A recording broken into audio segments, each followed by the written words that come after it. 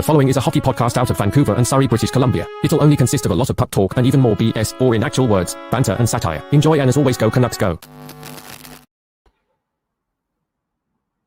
Oh yeah, baby. Luke Hughes to the Vancouver Canucks. Is it happening? For real? What?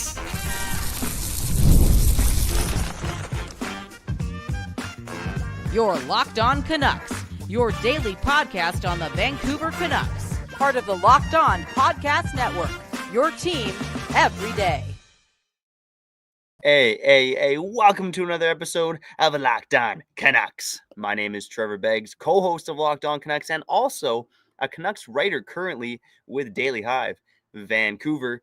Before we dive into the show, we got to thank you for tuning into Locked On Canucks because it is your Canucks every damn day. And also because it's August 20th, man.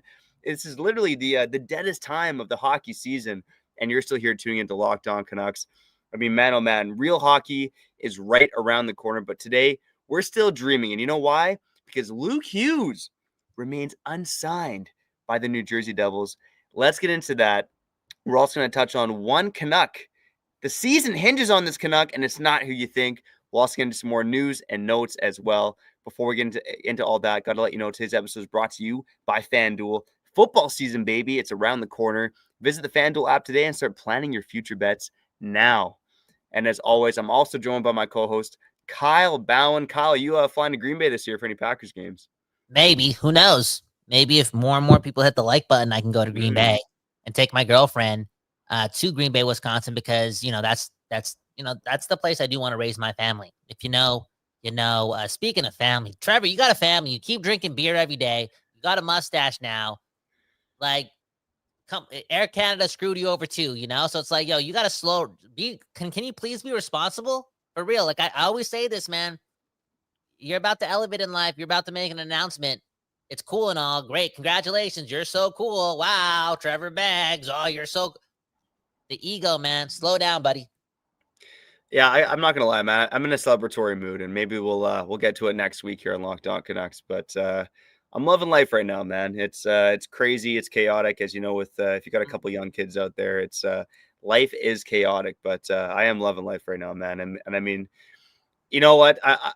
We're just blessed to be hockey fans, man, because you get hockey from September to June, and then you get to enjoy the summer, and then you get to do it all over again. And even though we're getting towards the end of summer, I'm stoked, man, because hockey's coming back. Who knows? I might be around the rink a bit more than usual. And I do wonder if there's the potential to see Luke Hughes around Rogers Arena a bit more. What did he smoke in Ottawa? What did he smoke in Ottawa, man? Is the heat getting to you? Look at you, man. Illuminati, Mr. Yeah, come on, man. Luke Hughes, come on. Trading for Luke Hughes. This is absolutely mission impossible. That being said, let's play the game, dude. What are you giving up to get Luke Hughes? Because the longer he's not, signed, and, we've seen restricted free agents always do this. They take their time, boom, bam. Next thing you know, a couple days before camp, they sign the extension, blah, blah, blah.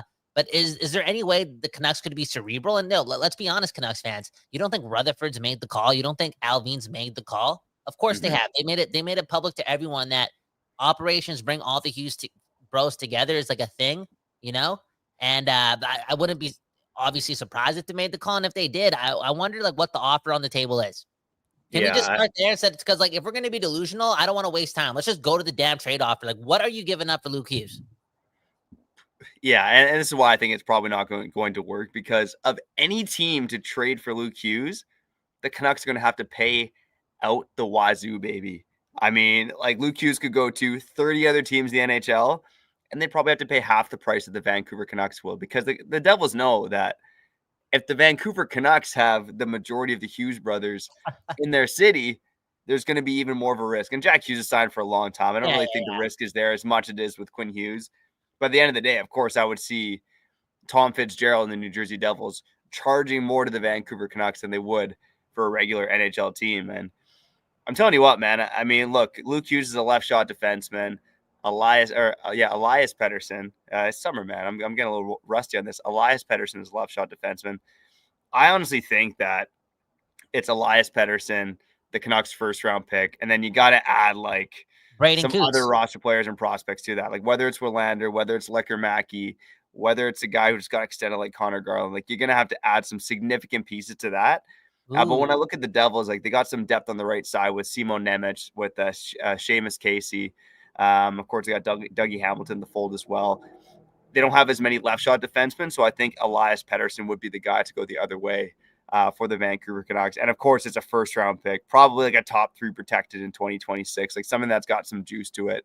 And honestly, if that was another team trading with the New Jersey Devils, you know, a good young prospect defenseman, an unprotected 2026 first, maybe you have to add a little bit more to make it work. But the Vancouver Canucks, I think, would have to add a lot more to that deal, which is why I don't think it's going to ever get done. I think it would have to be Tom Melander, Elias Pettersson, Jonathan Lecker-Mackey, and that's it.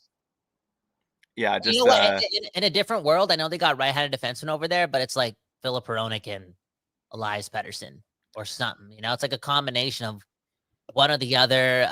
Or, dude, how about this? Like in another world, not to be a devil or play too much of devil's advocate, it's actually like Elias Pettersson and JT Miller for the rights to a Luke Hughes or something, you know? Like, I know it sounds crazy, but let's say in another world, Miller doesn't want to be a Canuck, but he's coming off a 90-point season. I'm not stupid for saying that. Now, Yeah, I wonder if the Devils, like, I know it sounds so stupid. Like, why the Devils want to win now? Luke Hughes, I would actually, based on how many times I've watched him play, I feel like he's already like 87 overall, 88 overall. Like, he's not a chump. He's not 81. He's not like figuring it out. Like, bro, he's good. He's good. So you're going to have to give him, like, and I know the Devils don't want prospects, but what if, like, the Devils are like, they can get the biggest package from the Canucks based on all the young assets, and then they just flip those young assets right away? Because I know it doesn't happen often, but Noah Dobson was just on the block. You know, exactly. Right. So it's not mission impossible. Yeah, we're not talking about a superstar. Like Luke Hughes, like you said, he's a great player, right? And he improved last season. He got better defensively. The points per game average went up. So Luke Hughes is a good, young, improving NHL player. And by the way, the Devils spent a 4th overall pick on him. Yeah. That's a pretty hefty draft selection as well, right? So of course they're going to put a high value on Luke Hughes. So yeah, I think it is more or less mission impossible for the Canucks. I mean, Kyle, I wanted to throw this trade proposal. I did see Canucks Daily. Man, oh man, it's got some thoughts about Canucks Daily, but they're still grinding, putting on content. You're about to give credit to like an AI. Is there a writer? Isn't Canucks Daily a robot? Trevor, like, what were you smoking in Ottawa? You're changing the mustache, man. I'm looking right at your mustache, not your eyes anymore. This does sound like an AI name, Maverick Mitchell. That does sound like AI for sure. Maverick Mitchell's not real. Let's not even read this Canucks Daily. Come on, you're gonna give light to the. Make another trade up yourself, man. Or I think we talked about it, right? But I wanted to mention this trade because I felt like it was an overpay, but it was Lecker-Mackey, 1st-round pick, unprotected, Nils Höglander, and Philip Hronek.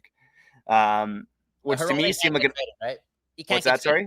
Hronek can't get traded though, right? Like, he's got a no-move clause he would have to waive. Yeah, why the hell would he want to go to? Maybe he thinks there's a better chance to win a cup there. It's just that much closer to the Czech Republic. Who knows, man? I mean, we're just making assumptions here on August 20th, but I mean, normally that would be an overpay, right? Lecker-Mackey, Höglander, an unprotected 2026 first, and Philip Hronek for Luke Hughes. That is 100% an overpay. But honestly, that might be the price the Canucks have to pay if they're trying to get a player like Luke Hughes out of New Jersey, because it's the Vancouver Canucks, because his brother plays on this team. The Canucks are going to have to pay more than any other team when it comes to acquiring Luke Hughes. Yeah. What you're doing in a trade like this, Trevor, is like you're trading for Luke, but you're also trading for Quinn. Mm-hmm. Exactly. You're overpaying based on the hope that you can keep Quinn because his brother's here, based on the fact that you can keep him happy. And look, you hope it comes down to more than that. I mean, there's so much rumblings out there. I mean, Jim Rutherford, I hope you've been meditating this summer, Jim. I mean, my God, stressing us all out, having the rumor mill go crazy because of your April comments. Man, oh man, I mean, whoever asked that question in the press conference, shout out to that guy in Canucks media, but he got us all riled up this offseason. I mean, look, a couple other things I want to touch on with Luke Hughes. I think first and foremost, let's say theoretically they were able to swing a trade somehow for Luke Hughes and Elias Pettersson was involved. Now, Elias Pettersson, a physical defenseman, more of a stay-at-home guy. He brings something different to the Canucks on the left side, different from Marcus Pettersson, of course, different from Quinn Hughes. Does the Canucks defense, in your eyes, Kyle, become too one-dimensional if they add Luke Hughes to the blue line, and you have Luke Hughes, Quinn Hughes, and Marcus Pettersson all playing in this defense on the left side. No, because you still have Valentino Martini Mancini the third. Like he could maybe give you some. Yeah, we don't know if he's going to even make this team though. But I think like in the long run, it's like you could maybe get that out of him, like for him to possibly get up to like what Elias Pettersson's potential could be. And again, we're talking about Elias Pettersson. We're not talking about Luke Hughes. Like you don't really second guess it. Now maybe you're a little like, again, Luke Hughes is what, like 21, 20 years old. I think he's like back-to-back 40-point seasons. He got hurt a bit this year, at the beginning of the year. Missed all but one playoff game. Yeah. Yeah. So I feel like, he's if he played a full season, I think he played 60, 70 games this year. He probably would have had 50 points or whatever. Like this guy's trajectory, like he could be he's on his way to be a number 2 defenseman. Like even the feelers out there, considering who his brothers are, and that his hyperbolic time chamber training regimen that happens every summer at the Hughes cottage. Like this guy can get way better and be a number 1 D-man. Like you're doing a lot to get Luke Hughes.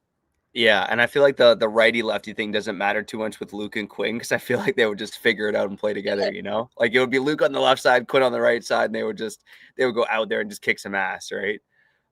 Again, which is why the Canucks would have to pay way more than any other NHL team, because that is a tantalizing thought to have 2 brothers with that skill set playing on the same blue line. Yeah, and it just, again, it's summer. The sun is hitting us. We're waiting for some real stuff to talk about. But Luke Hughes is not signed yet, and Quinn Hughes has 2 years left in the deal. And I just want to know, and I already know it's guaranteed. My sources are telling me that Rutherford and Allvin already made the call. Of course, man. Of course, they already made the call. Now, of course they made the call, man. They've been making the call, I think, for a matter of months now, to be honest. Now, Kyle, let's answer one more question before we end on the Luke Hughes topic, because at the end of the day, he's not signed yet. And, you see some articles out of New Jersey right now being like, oh, he's still unsigned. Devils fans getting a bit anxious. But we even saw it with a guy like Quinn Hughes, like these contracts, especially for RFAs, especially guys who aren't officially eligible, can stretch into September. If it stretches into the season, that's something else. But it can very commonly stretch into September, right, for players of this caliber. Now, what is the maximum, if you're Patrik Allvin, that you are willing to pay for Luke Hughes? Again, take into account that you have to pay a premium for him. Like, would you pay a package of Willander, Pettersson, Lekkerimäki, like you mentioned? Would you be willing to pay that kind of price for Luke Hughes? I would. Would you be willing to pay more? I'd go Willander, Lekkerimäki, Elias Pettersson. You keep Braden Coots because he's a centerman. You make that move any day of the week, dude. And a conditional first, like you do that. Yeah. You do, because you keep Quinn Hughes. Like you're trading for more Quinn Hughes. Like I know he's already on the team, but you're like I'm honestly gonna say there's a 50% chance that Quinn Hughes stays. Like it changes every day, but let's just say it's 50-50 today. Like I think with success, back-to-back playoff appearances in the last 2 years of his deal. Let's say the Canucks win a couple of rounds. The city's buzzing. Pettersson's back. Braden Coots looks good. Quinn Hughes is a nerd. Like he probably wants to be that legacy type of guy in the NHL, and there's no easier place to do that if you win in Vancouver. Like if you win in Canada, and you're the captain of the team. There's a chance he wants to stay. Now, if you get Luke, that goes up to like 80%, bro. Because then you. Honestly, look who you're trading. You're trading Lekkerimäki, no NHL success yet. Willander, no NHL success yet. Elias Pettersson, some NHL success. But it's like, yo, you gotta make that move to bring in Luke Hughes. And now you just built like the craziest decor, like legitimate. There's no, like, a lot of the Canucks fans are like, oh, look at our decor, it's so good. Look at our decor, it's so good. We don't know what we're gonna get from Elias Pettersson. We don't know what we're gonna get from Tom Willander this year. Like we're kind of saying those, like being so high on the Canucks decor, based on those things, outside of just having Marcus Pettersson, Hronek, and Hughes, which is solid for your top 3. It is. But X factor wise, losing JT Miller, not having what we had up front anymore, building an elite decor, a legitimate one, is so much easier if Luke Hughes is part of that mix. Like, it's like, okay, it's guaranteed. It's guaranteed that the Canucks are going to have one of the best decors, a position of strength for a very long time. Yeah, 100%. And I think this is one of the rare situations, Kyle, where fans would forgive a management team for overpaying. Yeah. Right. because you talk about Lecker Mackey, Willander, Elias Pettersson, and a conditional first. That is a huge package. I mean, like Luke Hughes is great and all, but that is a huge package for a guy of Luke Hughes' caliber. Like you mentioned, there's just outside factors here at play, right? The fact that you're trying to keep Quinn Hughes in Vancouver, he can play with his brother, all this stuff. Like, this is the rare situation where you should give Canucks management a little bit of leeway if they do overpay on a package like Dude, that. I'm willing to give New Jersey 5 Cactus Club locations. Dude, I'll give New Jersey my kidney. I don't need that, right? We got to keep Quinn Hughes. We really do, man. Yeah, I got 2 testicles, man. New Jersey can have one of them at least. There you go, man. No problem. Yeah, trying to keep the population alive, buddy. Let us know in the comments, what is your max package? Speaking of testicles, what is your max package for for Luke Hughes, I should say? On the other side, we talked about Canucks management. Let's touch a bit more on Canucks management on the other side, because there was some troubling news coming out about Canucks management that we'll get to on the other side. I also want to talk about, again, one player that the Canucks season hinges on. Again, it's not the guy you think. That's all coming up next on Locked On Canucks. Before we get back to the program, baby, let's shout out our friends over at Game Time. Kyle, have you ever decided to go at the last minute and head to a ball game with friends or family? I know the answer is no, because have you ever even watched a full baseball game before, Kyle?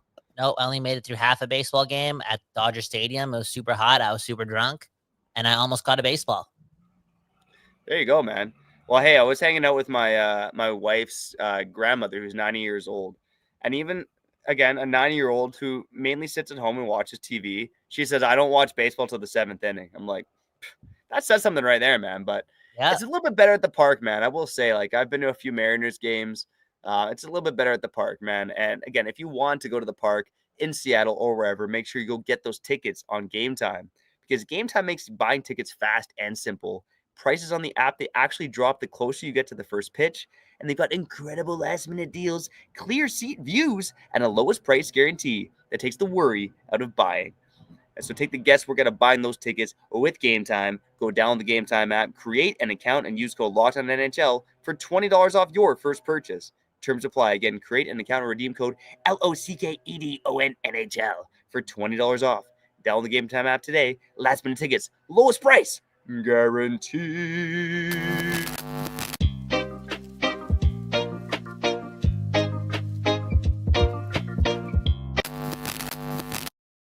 People, we back doing this, and that's talking about our dreams, man.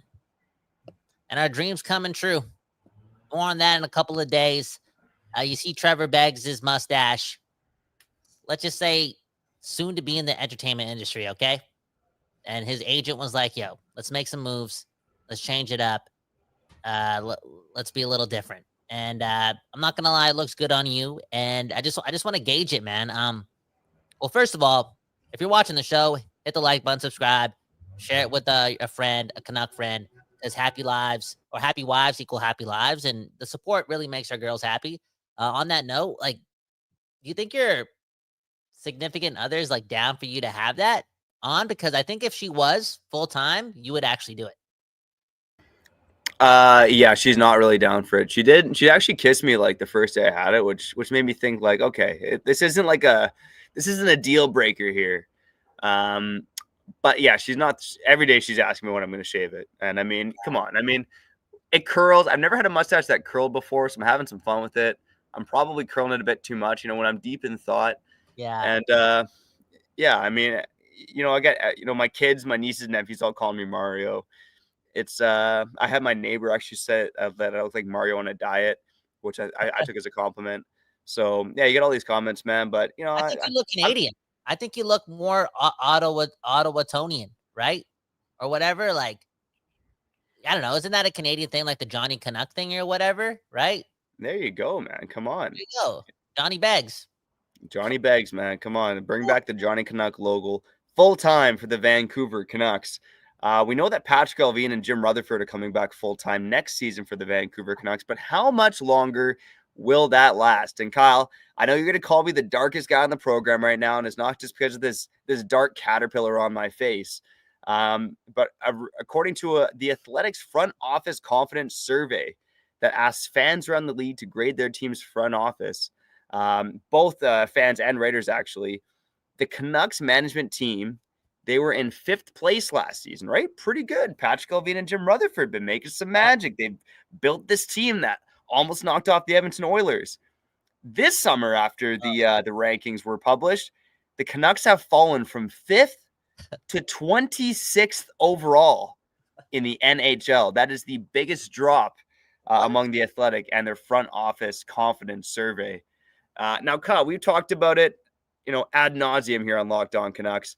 The fact that the last 12 months has been less than stellar for this management team, and it circles around the JT Miller, Elias Pettersson drama, I should say. Yeah. The offseason moves where they didn't really improve their center depth, made moves around the edges, let Pius Suter go, even though they were lacking centers to the nth degree. I mean, do you think this ranking's deserved, that they're nearly bottom 5 in the NHL in terms of confidence? And how are you feeling right now, like on August 20th, about the Canucks management team? No, I think it is deserved. And again, we just brought up the whole Luke Hughes, Quinn Hughes thing. Like, it was Rutherford who started a stupid rumor, You know what I'm saying? And gave energy to it, gave life to it. I don't know if you guys read Deepak Chopra or if you guys read any Jim Carrey, you want to watch your words. Why are you laughing, Trevor? You don't know Jim Carrey's a philosopher? Oh, he's absolutely a philosopher, Canadian legend. When you talk about good Canadian boys, Jim Carrey is top 10 in that category. Top 10. He's right below Drake, in my opinion. No way, man. He's definitely above Drake now. You take that back right now. Are you kidding me? Are you kidding me? Drake, Bruce Almighty, liar, The Mask. Just hold on. The fake abs, man. You take that back right this instant, man. Unbelievable. Let us know in the comments right now, wherever you interact with the podcast, who is the greater Canadian, Jim Carrey or Drake, man? I can't believe you just said that, man. That's unbelievable. No, what, y'all? Who Jim Carrey wasn't as popular as like Drake is. Like, look at SDP saying Drake is better now. Jim Carrey, don't get me wrong, this guy's an absolute legend, greatest of all time, arguably in his craft. Like, he's so nobody can do what Jim Carrey did. But Drake has some cachet to him because he's literally been around for like 15 years, near the top of the music industry, and then also did Degrassi. So he was good on Channel 24. Like, dude, there's some Canadian. Drake versus Jim Carrey for greatest Canadian of all time. Put Wayne Gretzky in the mix. Put Celine Dion, I guess. Put her in there. Well, Tommy Douglas won that back in 2004. For those of us who are old enough to remember. But for me, this isn't a popularity contest. This is who is the greater, not the most popular Canadian. Who is the greater Canadian? Okay. Great. Who's the more talented? Has impacted so many lives and so many ways. Drake has through music, but he also acts like an arse man. So I don't know, man. I'm Jim Carrey all the way. I don't think it's that close. Hey, you never know in the near future, Mr. Entertainer. Full-time entertainer. Maybe you'll get to interview him. Okay. Where am I going with this? Can we just get back to the conversation and stop putting Canadians against Canadians? We're already doing that with our damn Tim Hortons employees. I'm sick and tired of it. Jeez Louise, man. Okay. Okay, yeah, they deserve it. Jim Rutherford, Patrik Allvin, they dropped 21 spots when it came to the GM rankings or the head office rankings, and the fans' relationships with their confidence and with the management group. It's well deserved, and it's well deserved because Rutherford opened his mouth a lot of times. Allvin opened his mouth a lot of times. The Canucks won a couple games in the middle of a playoff fight. Well, I guess. Can't say the middle, but it's like game 40, game 50. They win a couple games. And the next thing you know, Rutherford's dropping an article on globeandmail.com just saying like this was like the worst hockey beef of all time. I'm paraphrasing just a bit, but they just wouldn't stop shutting up. And on top of that, they traded a number one center that had 100 points the year before for scraps on they didn't win that. They weren't even close to winning that trade. Like, I know we like Valentino Martini. Now we like Marcus Pettersson. And, Filipino was just on a Canucks podcast with John Shannon and Ray Ferraro's son. And I should probably Landon Ferraro. Okay, I'm sorry, Ray. I don't want Landon to headlock me. Okay, sorry. My bad. I'm telling Ray and Landon next time I see them, man. Okay. And, I love Hedo's confidence, and he's saying all the right things, and it's cool and all. And I have crossed the bridge, but the fact of the matter is, like, it's an educated fan base, and trading a 100-point center, one of like a top 10 offensive center over the last 4 years for a little less than, it's not a little less, like a lot's gonna have to go right for the Canucks to like win that trade. That didn't help our relationship with their asset management. Because that's the number one center. I thought it was impossible to trade for guys like that, and the Rangers got him for a good price. Yeah, and 100%. And Kyle, the ironic thing about it is the Rangers are one of the 6 teams that are below the Canucks in these rankings, right? And because from the Rangers' perspective, we talked about it at the time, like even though they won that trade, it probably wasn't the right trade for their organization, right? Even though the cost wasn't astronomical, is JT Miller really the piece they needed as an aging team that seemed like they were close to being in the mushy middle than being a Stanley Cup contender, right? But that's neither here nor there. I mean, again, there's been a lot of missteps from the JT Miller, Elias Pettersson, how they handled that to the trade deadline. And even though they resigned blockbuster, letting Suter walk, Kane and Dakota Joshua, Puster, Elegant. And this is a team now that, again, just has an extreme lack of center depth. And again, like one thing that they probably get faulted for too much is the downfall of Elias Pettersson, because by all means, he looked like a superstar until, a few weeks before he signed that contract, and he hasn't been the same since. And I mean, that's something that you and I did not see coming. And that's something that, drastically impacts these rankings as well. Because if Elias Pettersson is close to the same guy, the Canucks probably make the playoffs. We're probably singing a whole different tune right now. Yeah. And I just want to preface, like, I have confidence in Rutherford and Allvin. I was just with the homie Raj, and we're big Rutherford fans, and people have bad years and whatnot. And I have faith that A, they're accountable, and B, they have a lot of pride, and they just don't want that to happen again. And, at least they didn't overpay for Jack Roslovic, right? They're at least their dreams are bigger, right? Like, you know what I'm saying? I'm holding on to some of that energy, but again, I am not surprised, and I don't blame fans for A, being annoyed, B, being bored, and C, being pissed off even after they pulled off what they did in 2023 and 2024. Because what they did in that year, like, that was some good managing. That was some good general managing. Like, and I know Lindholm didn't necessarily pan out in the regular season, but they were cerebral about that and got a guy who was effective in the playoffs. And bro, like, they didn't know Demco was going to get hurt. If Demco doesn't get hurt, do we beat the Oilers? Probably. Yo, if Pettersson played in that series the way he should have, we're beating the Oilers.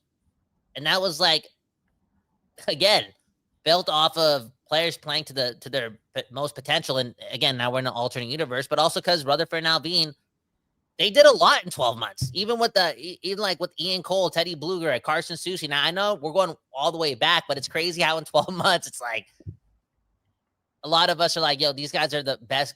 They're great. They're like 89 overall, 90 overall, and now a lot of people are like, they're trash. Yeah, 100%. And I think one thing I should mention, I misspoke a bit. I said it was athletic writers and the fan base. It's actually the public and the fan base that vote in these rankings. And the public, they're less confident in this team than the fan base. And the fan base, based on their rankings, has the Canucks 24th overall compared to other fan bases. The public has them 29th. And that makes sense to me, because even when I'm in, like, I think of like my ball hockey team, right? Or when I talk to fans of other teams, like when I talk about the Canucks, they're like, what the hell is going on in Vancouver?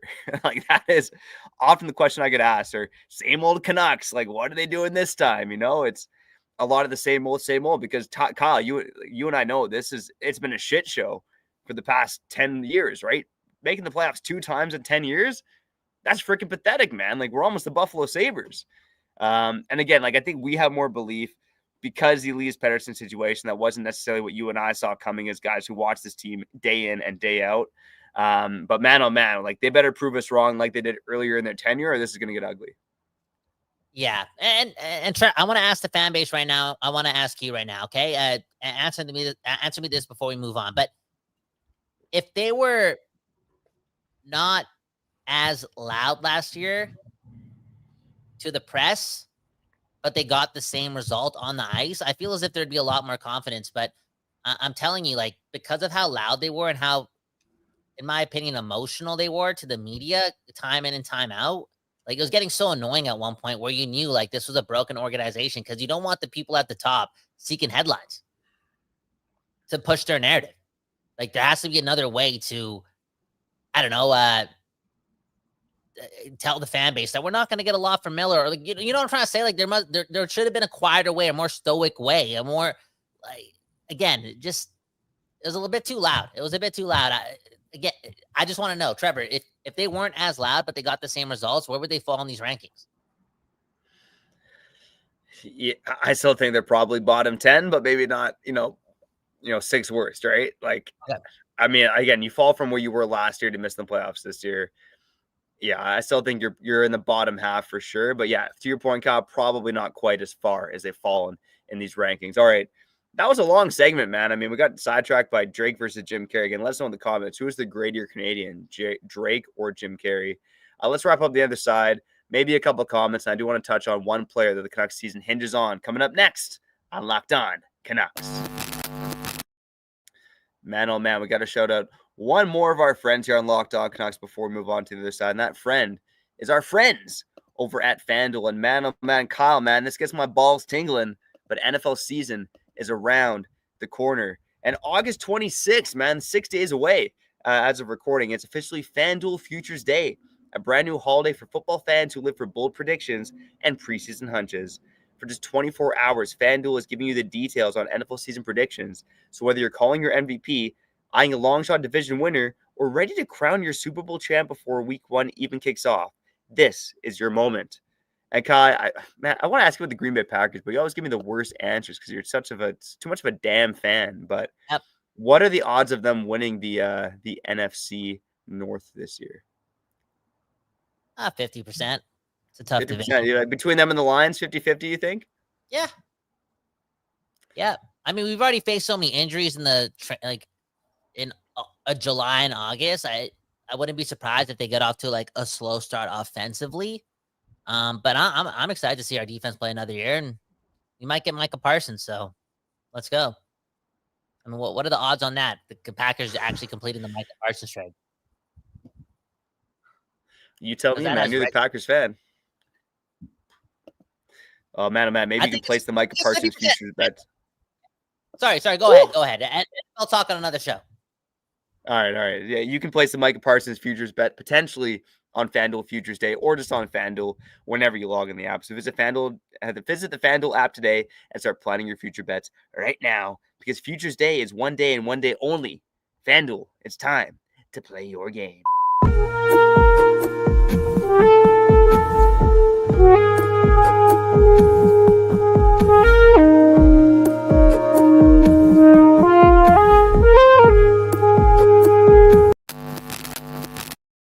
Okay, we back doing this, and that is talking about your Vancouver Canucks. Trevor Beggs, Kyle Bowen, not being really good hosts right now because we took 30 minutes to read a comment. Selfish, man. Trevor, it's your mustache's fault, man. NGK saying Terry Fox is the greatest Canadian of all time, and yeah, you're right. My bad. And that was the most un-West Coast bias we've been a part of, right? Because that should have been obvious. Jim Carrey. Yeah. Well, I'm pretty sure back in 2004, like, again, you and I are old enough to remember this, Kyle, but CBC like did this big, long, greatest Canadian of all time ranking. If I'm not mistaken, Fox was 2 and Tommy Douglas was 1, because Tommy Douglas invented penicillin, which has saved, hundreds of thousands of lives. So I think that's why they put Tommy Douglas 1. But, I think most of us think of Terry Fox for sure. And rightly so. But yeah, I would put Drake over Tommy Douglas because Drake. Oh my God. What? Dude, that's way worse than the Jim Carrey one, man. Tommy Douglas invented penicillin, man. This guy saved lives, man. Drake invented one dance. All Drake does is make me bald. That's why I'm wearing a hat. Drake invented one dance. I'm telling you, man. I saw Drake in concert once, and it was probably one of the worst live shows I've ever seen in my life, man. The guy sounded like a dying rat. Wow. Anyways, Drake made penicillin for the soul. Because come on. Not everyone can afford penicillin, but you could stream any song in the world for $12 a month. Hey, man, I probably mess with a good 10 to 12 Drake songs, but yeah, the guy's reputation from 10 to 12 Drake songs, and you're like, yeah, this guy sucks. I'm not saying he sucks. Okay, all right. I'm saying he sucks live. I'm not saying he sucks overall. I'm just saying compared to Jim Carrey and Tommy Douglas, it's not even a conversation, man. Okay, well, God. Okay, but you can't even spell Dr. What's his name? What's his name? Tommy Douglas? I can spell Tommy Douglas. You can't spell Dr. Tommy Douglas without Drake. I'm not sure about that. You need the DNR, buddy. Come on, man. Anyways, all jokes aside, one love to doctors. They're the real heroes, and they should be paid more than anyone in the world. Let's be real, and teachers. Any other news and notes? Like, we gotta end this episode. Were you surprised at Rosovic not being a Canuck yet, and Thomas Drance touching on how, the Canucks have cooled off on that? I wasn't shocked because I think we've talked about it from the get-go. It didn't really seem like the right move for the Vancouver Canucks. And if we're believing that this management team has just given up and they're going Jim Benning desperado, then yeah, the Rozovic signing made sense, right? But the Canucks got to shoot higher than that. And Kyle, we've talked about that all summer long, man. If they sign Rozovic to that, 3 year, $3 million, like whatever it's going to end up being, sure, that's fine value for the player. But the Canucks need more than that. They need to shoot higher from that. They need to save their cap space for a potentially bigger move, define a legitimate top six piece, and not just give that money to Rozovic for shipping Joshua at the door. Like, to me, that's just, it's skirting around the edges, man. Like, this forward could use a lot more. So then answer me this, though, because I got 2 more questions before the episode ends. Why did they trade Joshua when they did? What do you think? Like, what's your theory? Did they have a trade close to happening where they needed the cap space, or did they just want to go into September with like $3 million of cap? Like, what are you hearing? I think there was a trade that was closer to happening, to be honest, because why would you clear that cap space at this time? Now, my less exciting theory is maybe it was just talks with Joshua and his agent, although I don't believe that as much because of the episode that aired with Chris Faber that got deleted, where he talked about how excited he was to be in Vancouver, how excited he was for the upcoming season. But these talks go behind the scenes. We don't know about it, right? Where we're like, hey, we're thinking of trading you. Where do you want to go? And Joshua is a guy who got drafted by the Maple Leafs, had at least a little bit of familiarity with that organization, had a thought about playing there once. Being in a hockey mad market, a team that, made it to the second round last year, I'm sure there was some intrigue there on his end. But the primary theory, I believe, is that there was a bigger trade that didn't transpire. Well, I think you're onto something, to be honest. And the last note was, again, Demco not being named to the orientation camp thingy that USA announced yesterday, involving 44 players in anticipation for the Olympics in Italy this year. That doesn't mean that Demco can't make this team, but again, what is like that do to that guy's I don't know, not aura, but season in general, or just story? Because I feel like the Team USA and Bill Guerin just created a demon in Thatcher Demko. Yeah, and that's why I liked it. When I initially heard it, I was like, what the hell? And you see like Joey Decord gets named over him, Jeremy Swayman, who had a bit of a subpar season, much like Demko did. But I think that's really the big factor here, is that Demko barely played last season. And Canuck fans know that he got better as the season went on, then he got injured again. But he did not have a good season here statistically, right? And he was not consistent. And like Ottinger and Hellebuck were going to be shoo-ins anyways, right? So it's really like you thought Demko might be that third guy, but then you got Swayman. Decord's the guy that gets named as well. And there's other candidates there for the U.S. goaltenders as well. Like the U.S. might be the best country in terms of goaltending out there. So it didn't surprise me. And I like the news. I think that gives Thatcher Demko extra motivation to play his ass off and make that team. I saw some comments about how, he didn't want to be a part of it because he bleeds the blue and green. I don't believe that, man. Like, people want to suit up for their country. Thatcher Demko wants to wear a U.S. sweater and play for the U.S. at the Olympics. But he had a subpar season where he was injured 3 times and barely played, right? So you're not going to be a primary option, especially when you got guys like Odger and Hellebuck already at the helm, and guys like Decord, who had a great season, and Swayman, who's also got some pedigree too. So I think this gives Thatcher Demko some extra motivation. And honestly, I think he can outplay all those guys. I know you're the biggest Demko fan in the world. And dude, I want to see what Demko can do with 43 games. Like, I want to see how crazy his record is. Like a well-rested Demko. Now he's got this Team USA thing, or this snub. Now he also wants to just get the Canucks in the playoffs. Like, this guy's been the ultimate Canuck. He's going to be so motivated. And in 43 games this year, I'm expecting him to start that many. I think Lankinen's going to get 35 to 40 no matter what. I just heard his interview with Chris Faber too. And in those 43 games, I'm making the prediction that Thatcher Demko's going to win at least 30 of them. Like, he's going to go on a tear. Can't wait. And I can't wait for hockey, man. All this Luke Hughes, Trevor Beggs with the mustache. I just heard you there too. Oh, I think the USA is the better country. Like, whoa, Trevor, you got the mustache on. Now you're saying stuff like that. Like, you just came from Ottawa, dude. Again, Trevor, you're never too cool to be yourself. Okay, that's all I'm gonna say. I'll leave it at that. Thanks, man. Thanks. And I got to correct myself one more time, man. I'm really in off-season mode right now. Shout out to Matt Folger. Shout out to all our commenters. Shout out to MGK. Shout out to Mel Vaughn. Matt Folger saying that Tommy Douglas socialized healthcare so that Drake's wheelchair could roll on Degrassi. Yep. Respect Tommy D. And yeah, I mixed it up. Alexander Fleming created penicillin. It was Tommy Douglas socialized healthcare in Canada. So yeah, look at that. He was the top Canadian, and I didn't even know what he did. So that falls in old Begsy there. You listen but to still, Drake Alexander Fleming and Tommy Douglas, better Canadians than Drake. And you listen to 12 Drake songs, but you don't even know what Tommy Douglas does for a living. But you just have something against Drake. And I, honestly, man, for real, hey, man, it's a real thing. I struggle with short-term memory loss, and I watched this 21 years ago, and I was inspired, and then I got wrong when he did. So my bad. I hope that, like, I've always had this dream, and you know, I'm a big Kendrick Lamar fan as well. So people may think like I don't really appreciate Drake, but I do hope that Drake down the road rewrites, because, you know, history has to rewrite itself sometimes, and times have changed. But I do hope that Drake one day rewrites the national anthem for the country, because I think that he deserves it. And yeah. Just like Elias Pettersson will rewrite the sad history of the Vancouver Canucks, man. Yep. There you go. Okay. That was another episode of Locked On Canucks. Shout out to you for tuning in, especially here on August 20th. The season right around the corner. Kyle and I got you covered every day here on Locked On Canucks. Perhaps got you covered even more than we have the last couple of seasons. More on that next week. But if you like the show, share it with a friend. You can subscribe and like on YouTube on the podcast site. Go follow us. You can also leave a 5-star review if you feel so inclined. But we got to get out of here. That guy's Kyle Bowen. I'm Trevor Beggs. You've been listening to Locked On Canucks.